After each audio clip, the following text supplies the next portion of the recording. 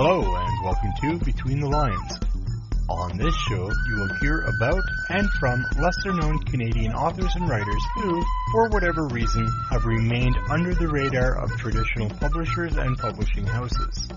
If it has something to do with writing or the writing process, you are going to hear a discussion about it here. I'm your host, Randy Lacey, and I encourage you to grab your bevy of choice, get comfy, and get ready to go between the lines.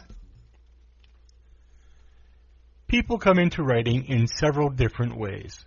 For some, it was the teacher at school handing out a writing assignment.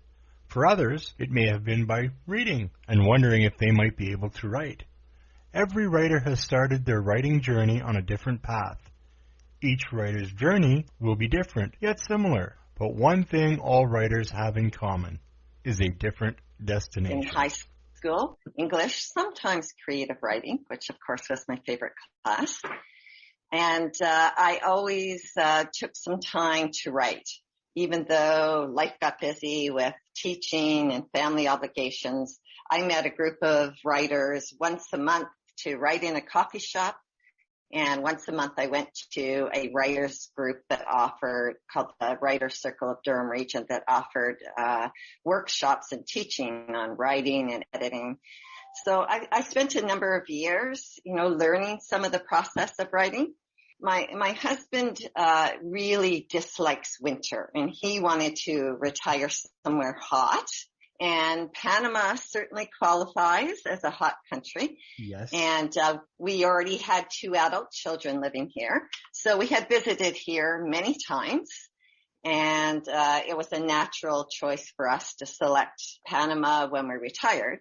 And then I had the opportunity to do what I loved most about teaching. And that was about growing as a writer myself, helping other writers grow. And I didn't have to spend my Sundays marking essays anymore. And, so now I have this really great life here. I beach walk in the morning, go for a swim, write in my Bahio, offer writing workshops there, and sometimes in natural spaces. So we'll hike to a waterfall or go to the mountains and write together. And I'm getting to do all the things I really enjoy. That sounds dreamily wonderful. And I just want to comment about what your husband and winter. There are a few people I know who really cherish winter, so I'm with him on that. He talked about retiring somewhere hot since he's 25, so, we had to get here. Well, it took a while then, but you got there. Yes, exactly.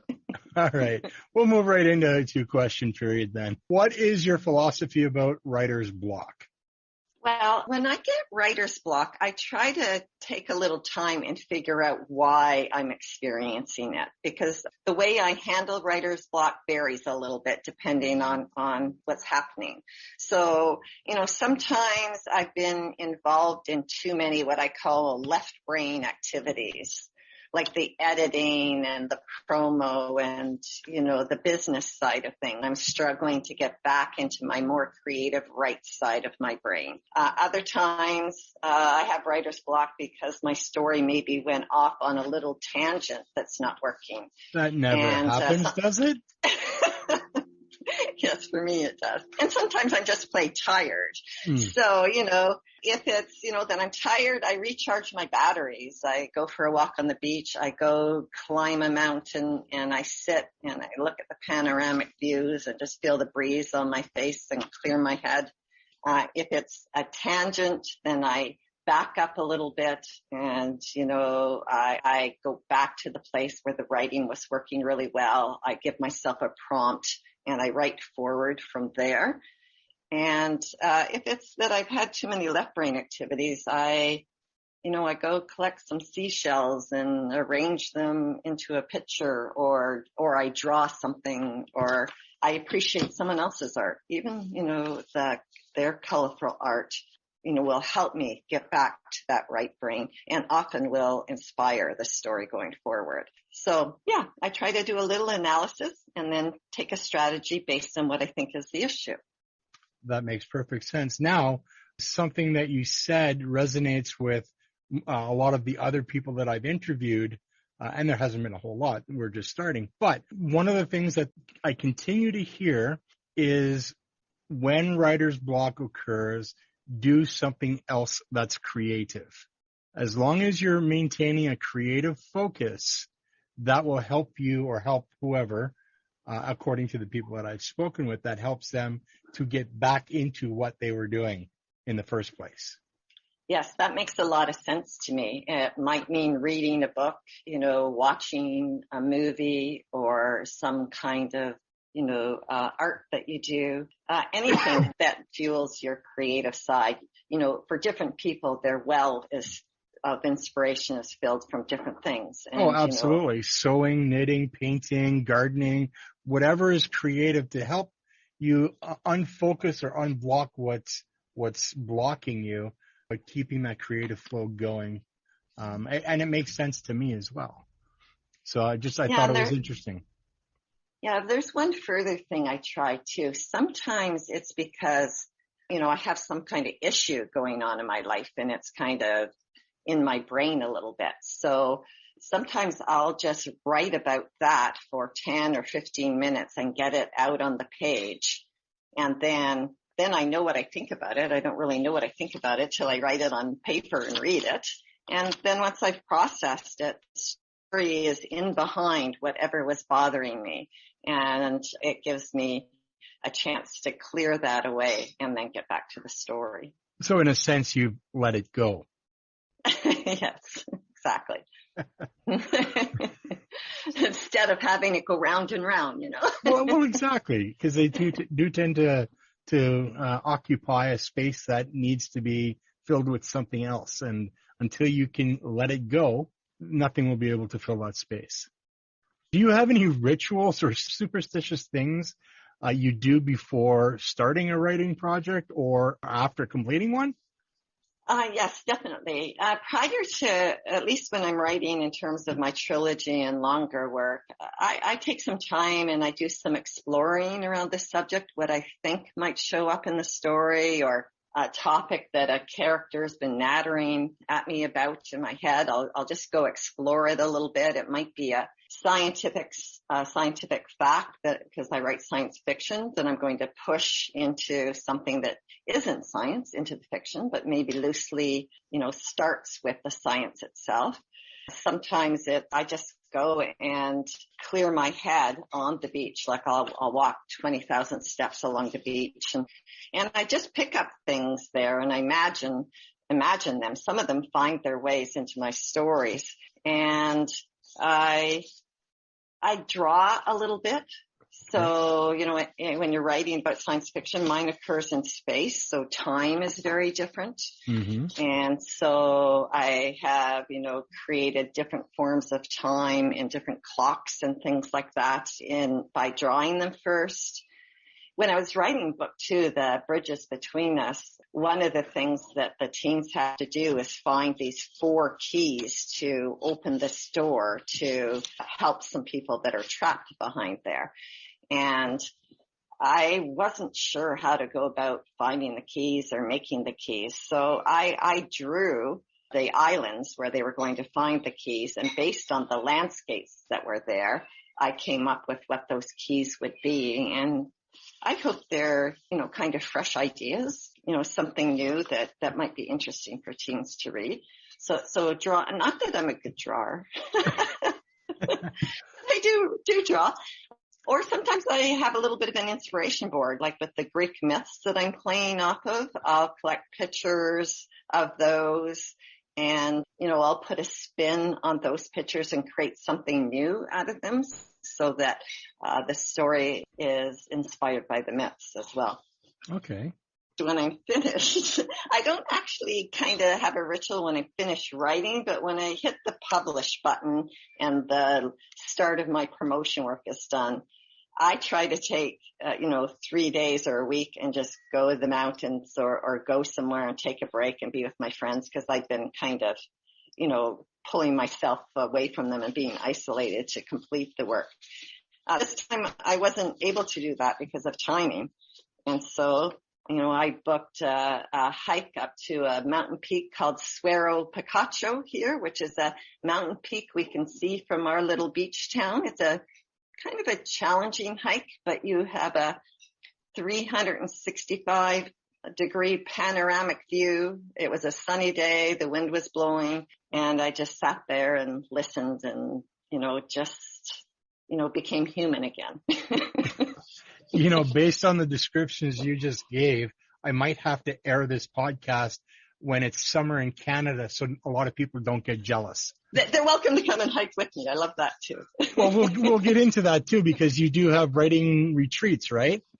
Yes. And so we can discuss that in a little bit too. So nothing like the Stephen King character from his novel, what was that called? I can't even remember the name of the book, where the writer, he'd go to a cabin for the winter and write, and then he'd finish and he'd have a glass of champagne and a cigarette. It's the only time he ever smoked. Yes, I'm more about getting out and, because as lovely as my Bahio and backyard are, I've been looking at that space quite a bit, when I'm focused and, I'm in the same space for a while. So for me, it's about getting out and seeing a different space. Wonderful. Is there a certain time of day where you find yourself more productive, and why do you suppose that is? Yes, well, I am definitely a morning writer. I wake up early, hopefully not too early, although that certainly occurs. I've had discussions with my brain about I don't mind writing at 3 p.m. instead of 3 a.m. But I guess because it's quiet and there are no distractions and my brain is rested, sometimes I'll wake up and begin writing that early. It's not uncommon to wake up at 4 or 5 for me and write for an hour or two. Then I go either street walk or beach walk for a while, and I come back and I put the coffee pot on, and my morning is my best writing time. As the day goes on, probably because I get up so early, I become less productive, and even if I produce something, it's less intelligent. I am an early bird to go to bed. So, night comes early here, and, I'm happy to crawl in because I know I'm fresh and wake up and can get started on the work then. Now, how close to the equator are you? Gosh, I don't know the exact distance, but we are north of the equator, which kind of confuses people because technically a Canadian winter is at the same time as a Panamanian winter. Okay. But the weather here does not reflect that. The weather here in a Canadian winter would be what we call dry season, or they call it summer here. But officially, we're north of the equator, and it is winter. So, there's always discussion and people correcting one another. It's definitely less humid in what we call our summer and dry season. Oh, really? But it can be hot. It can be breezier. Rainy season, I know it makes it sound like it rains all day, every day, but we're in what's known as the dry arc. So, sometimes it doesn't rain at all. Sometimes it rains for 20 minutes late in the afternoon. And then occasionally for a few days, it might rain for most of the day. So even rainy season's very beautiful, and it's refreshing. It's a nice break. Next question. What is the one aspect of your writing you would most like to improve, and explain why? Yes, I've been writing and trying to apply what I've learned, but I'm constantly taking new workshops and learning something new. And there are things I'd like to do in the second trilogy that I don't think I accomplished in the first one. And that is my enemies and my foes are very clearly evil. And I've been learning a lot about how, making your enemies less a flat character, more balanced and rounded and more mirroring, what we are like. So you're almost like on the other side of the line. Mm-hmm. That does happen a little bit in book 3. I was definitely working towards that, but it actually, happens in the life of one of my protagonists where he's really struggling with which side to be on based on the circumstances and the fact that he'd really like to live.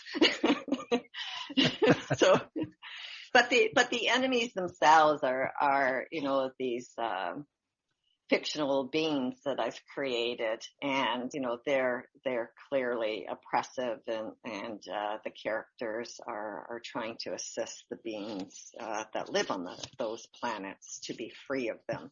And I think I'd like to explore making those a little bit more balanced. And my secondary characters, I think, could use a little bit of a tweak as well. I'm really, really pleased with how the protagonists are going, but do more real, interesting secondary characters. And I'm working on that in book 4 and having a lot of fun with that. Book 4 of the first trilogy? Well, I guess it depends how you count. There are 3 books in the first trilogy, the Summer Triangle Trilogy. But there also is a Winter Triangle Trilogy, that's an asterism in the sky that I play off of. And so book 1 of the second trilogy, or book 4 of the series, I guess, there you go. is playing around with that. And it's been a lot of fun. Like, the great thing about switching off the editing and proofreading and promo stuff is you get to play around and have fun again. So I'm at a really fun stage. Well, you just reminded me of the Star Wars saga, because we were first introduced to the movies from the books, and it was like, 4, 5, and 6, and then they did 1, 2, and 3, and I mean, they're all over the place in the release, right? But, so yeah, it's a continuing saga, I guess, for you. Yes, exactly. Okay. See, smarter than I look. You look pretty smart. It's the glasses. I look like an educated football player. Is that it for development of what you'd like to do, or is there anything else? Or you mean in terms of the writing? Like improving your writing? Oh, improving my writing. Yes. Well, I also have a collection of short stories, some of them previously published, some of them new, some flash fictions, and some personal essays, and a little bit of poetry that I'm thinking of putting together in an anthology. Okay. But it's dark. And so, I've got a few humor pieces, and so I really need to go back and go through those one more time to see if I want to unleash that on everybody. Without giving it away, I've got a couple of interviews coming up that I've already done, and your stuff couldn't be any darker than these 2 individuals. Okay, so maybe I should go ahead with that. Thanks for the encouragement. Hey, you know what? I mean, something appeals to everybody, right? Something appeals to everybody, and some things don't appeal to anybody. And so, yeah, why wouldn't you want to put it out there? I mean, I don't. It definitely draws on my experience working in a low socioeconomic area, high density area in Ontario. And as a teacher, I had students who sometimes came to the classroom and they crawled out of the ditch that morning, and they inspired me, with their many barriers that they are overcoming.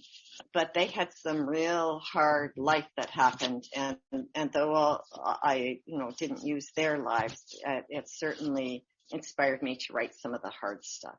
Mm-hmm.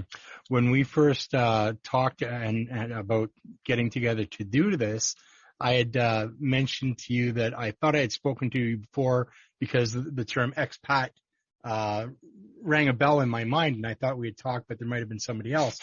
But when I think of that term expat, the first thing that goes through my mind is, okay, so now I'm doing this podcast interview. I'm going to have CSIS, the CIA, FBI monitoring this. Oh dear. But I don't think I have that much influence. I think you're safe with me, man. Okay, good. Woo. Season 2 looks probable then.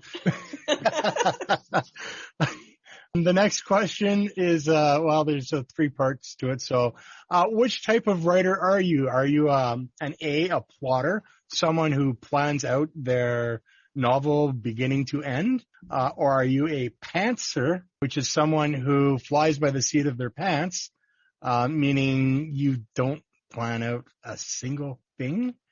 Or are you a plantster, which is someone who is a little both, a little bit of planning, a little bit of plotting, and a little bit of by the seat of your pants? I love this idea of these three types of writing. Me, I look at it kind of as a sliding scale. And so my best answer to start with is it depends.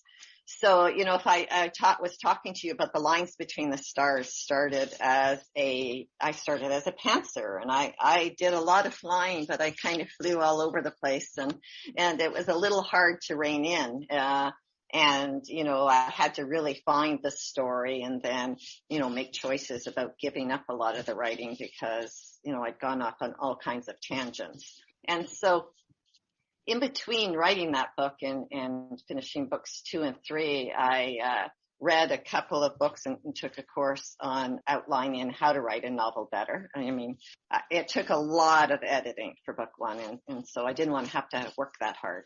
And so I read Barbara Kyle's book. It's called Page Turner.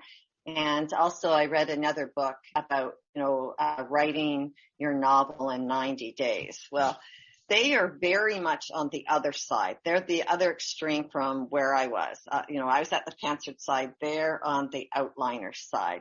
Okay. And while I didn't slide the scale, to the degree that they outline, their process helped me a lot. And having that loose outline kept me from going off in all kinds of directions that weren't working. It helped keep me focused. Now each book, it just kind of slides a little bit. I tend to pantser some scenes to find the story, and then I create the outline, and then I go back and I use that outline as a prompt to pantser the scenes. And so I kind of just slide the scale back and forth based on where I'm at in that particular story. And so I'm not really a pantser anymore. I'm not a full outliner. So I guess that makes me on a slidey plantser scale. When you first said that, I was going to yell out, that's a cop-out. But now that I've heard your definition, I'll let it slide. Perfect. Thank you. Is there anything about your writing journey so far that you wish you had done differently? If I say yes and no, you're probably going to say, I'm not sure if I'll let that slide. So I'll give my definition. I don't have regrets about, the first trilogy. I'm very pleased with how it turned out, but I learned a lot in writing it, and I've learned more. So there are things that I definitely know now that I didn't know then, that if I was talking to my younger self, it would have been helpful to know. So I don't have regrets, but I'm still learning. And so, yeah, there are definitely some things that I would do, particularly in thinking in terms of the market. I very much wrote what I felt was on my heart to write. So I very much wrote the story I felt that I was to write. I'm not sort of a right to market person. Okay. But there are some things I learned in publishing where I could have set it up a little different in terms of releasing the book so that it made it more helpful, let's say, to the reader. So, for example, I could have released them a little bit sooner after one another so that the readers didn't feel like they'd have to wait so long. And for a new writer, fair enough for a reader to be tentative about starting book 1 when, they don't even know you yet, whether you're going to finish book 3. Mm-hmm. And so there are also some things in writing that I've learned just from practice. So I facilitate what's known as the Amherst Writers and Artists method of writing. And so, we write together in a group and we identify for one another what is working in a piece. And I certainly was not doing that at the start. And so, I'd write something and I just would be like, I really have no idea if this is any good. I don't know if it's going anywhere. I was writing too much in isolation. So definitely writing in community, not all the time, but definitely some of the time. And definitely at the at the fresh, raw writing draft stage for me. I have found to have those regular appointments with people who are getting to know your story and who tell you what you're doing well. And then you identify in their writing what they're doing well, and you're learning from them because you're going like, oh my gosh, you know what? I could include rich details in my story. I need to include the 5 senses so the reader feels like a part of the scene, or, you know, whatever the strengths are, the people in the group, when those are identified, we all learn from one another to build them in our writing. So that has definitely kept my writing moving forward and stopped me from stalling out and floundering, not knowing, you know, am I wasting my time? Because it's really hard to assess your own writing. Absolutely.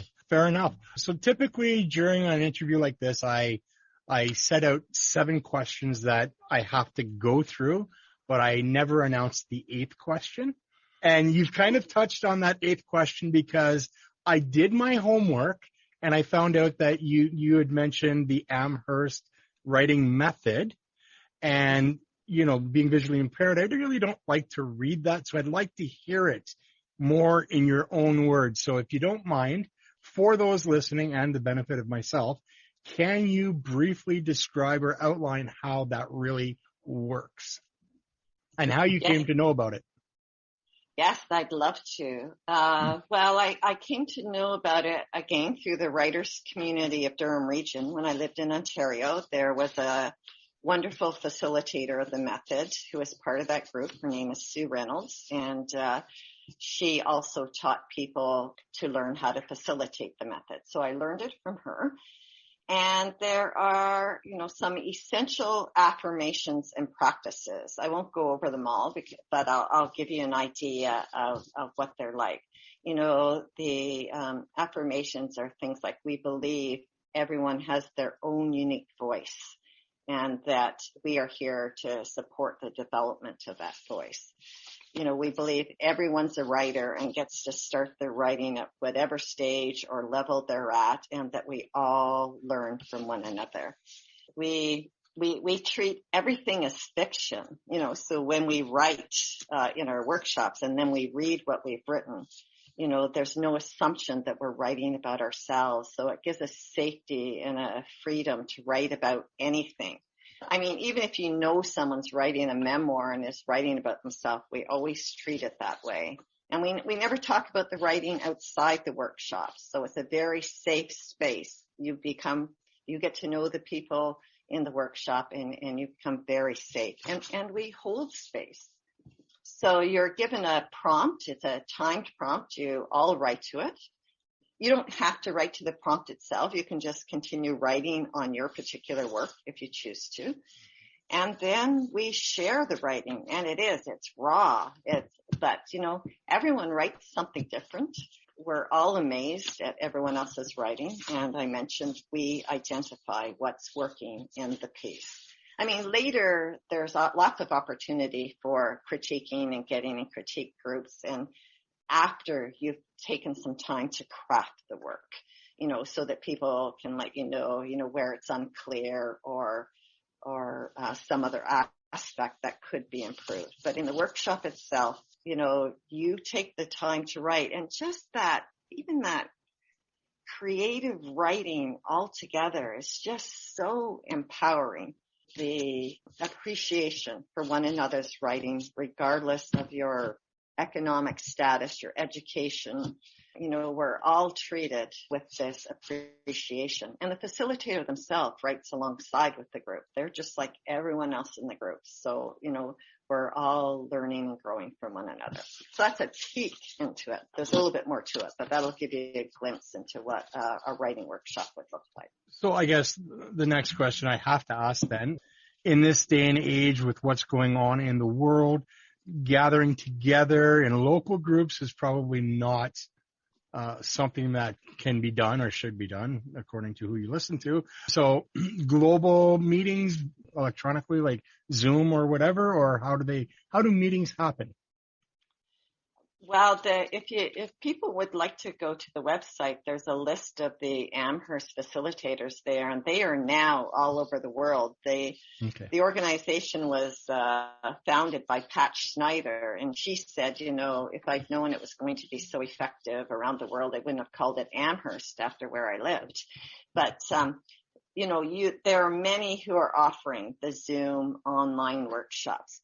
Now here in Panama, we are fortunate. We're at the opened up stage. And so, that we meet, it's the same group of people, not always the exact same, but a small group of people, usually 6 of us. We meet outside where, we've been regrouping for the last few months and the in-person.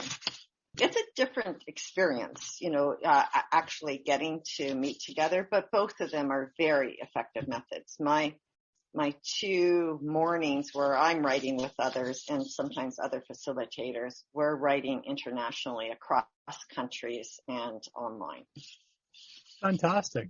We'll give you an opportunity in a little bit to list some websites and whatnot. So we're going to move into part 2, which I call Shake Your Moneymaker, because this is where it's about where to find your books and you and all this wonderful information. So moving right along then, can you let the listeners know about your published books or book and where they can find them?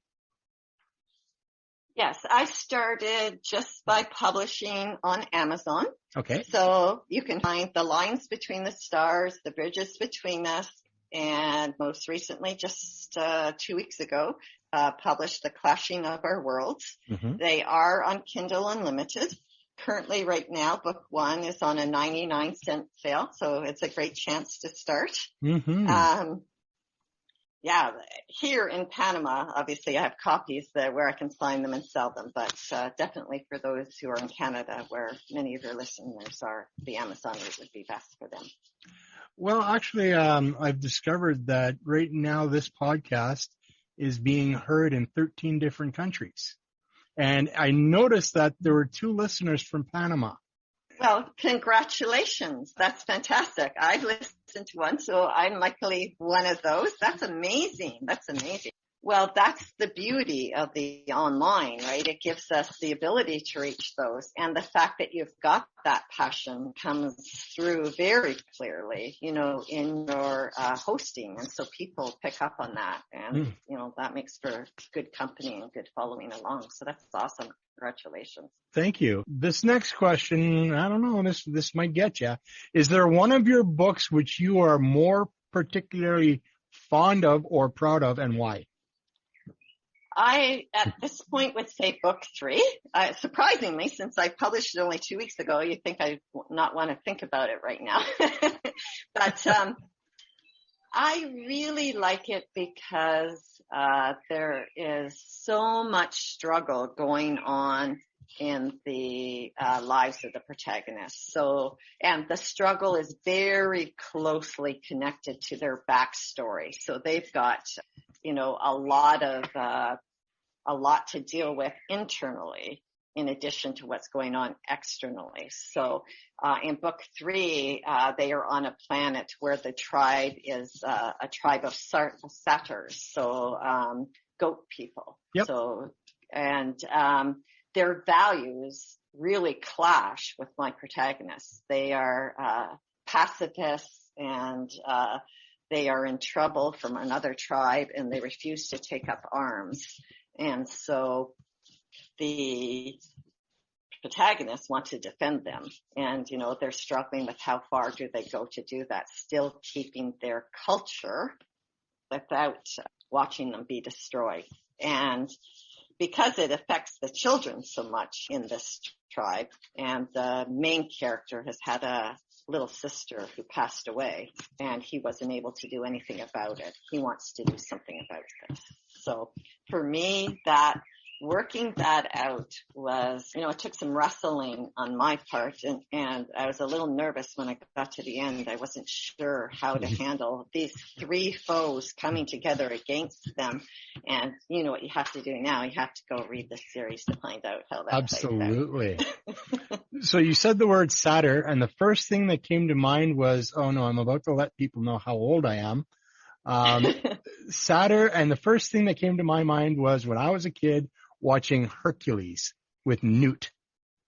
Yes. Definitely. I did that as a child too. I loved that cartoon. It was fabulous. And now a few people have said to me they didn't realize there were female ones. And certainly there are in this tribe, and I have discovered other stories where they are, but typically they've been males in stories, and this has, different genders. I used to be a dungeon master in Dungeons and Dragons, and some of my characters were female, treants and satyrs, and even in, I think, World of Warcraft, there's some female characters within that, race, I guess. Yeah, race. Are you currently working on, and we've established this, are you currently working on something new, and how close to being done is it, or are they? I hinted in the Summer Triangle Trilogy that there could be a Winter Triangle Trilogy, and I fought writing a second one. I thought I was going to move on to something else, but the characters were nagging at my head. I even had to stop a few times in book 3 and write some things from the second trilogy to get them out of the way so I could focus on book 3. So I do think it's a story that I need to tell.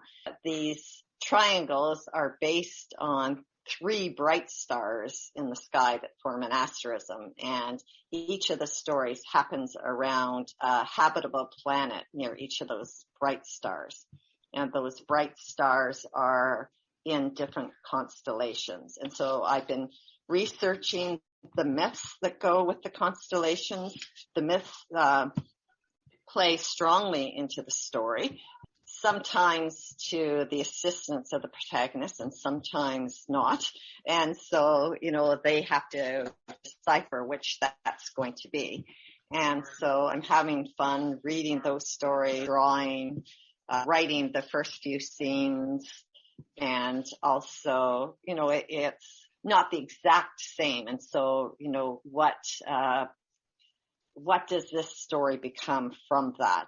And I'm just having all kinds of fun with it. So I've written a little bit of book 1, a little bit of book 2, and a little bit of book 3. So I think that's starting. We'll go with starting.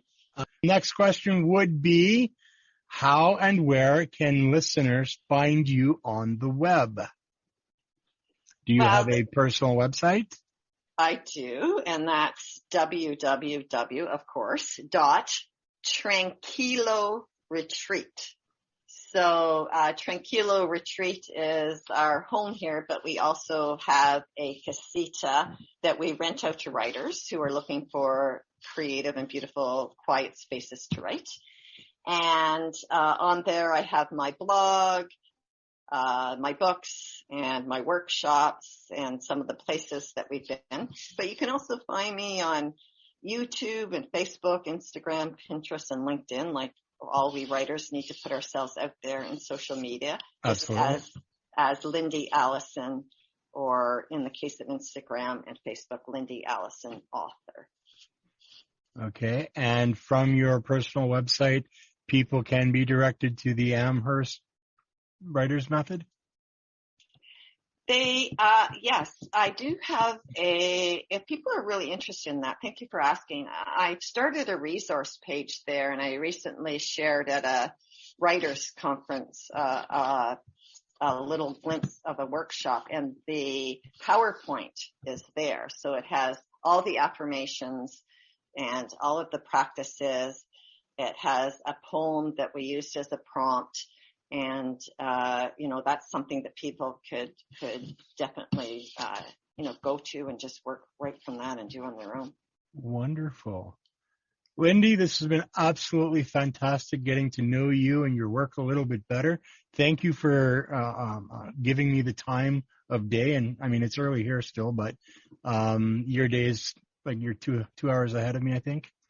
But thank you so much for agreeing to do this and sharing yourself with potential listeners. It's been my pleasure. And if anyone has any questions, they can feel free to email me. I'd be glad to address them. I think you're also in my writing group on Facebook as well, are you not? Yes, I am. So they can also reach you through that as well. Yes, they could. And that writing group is called Canadian Creative Writers on Facebook. A poem that we used as a prompt.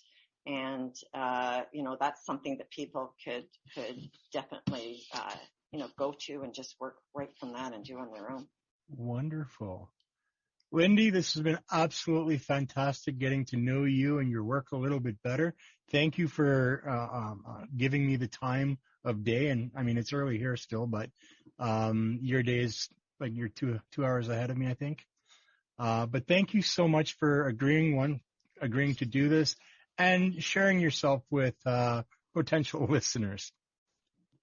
It's been my pleasure. And if anyone has any questions, they can feel free to email me. I'd be glad to address them. I think you're also in my writing group on Facebook as well, are you not? Yes, I am. So they can also reach you through that as well. Yes, they could. And that writing group is called Canadian Creative Writers on Facebook. You have been listening to Between the Lines. In future episodes, I will be speaking with other Canadian authors and writers. If you like what you heard, click the subscribe button to be notified of new episodes and content. Be sure to visit me at www.therandylacey.ca. Have a day. And remember, what kind is always up to you. Tune in, be inspired, and write on.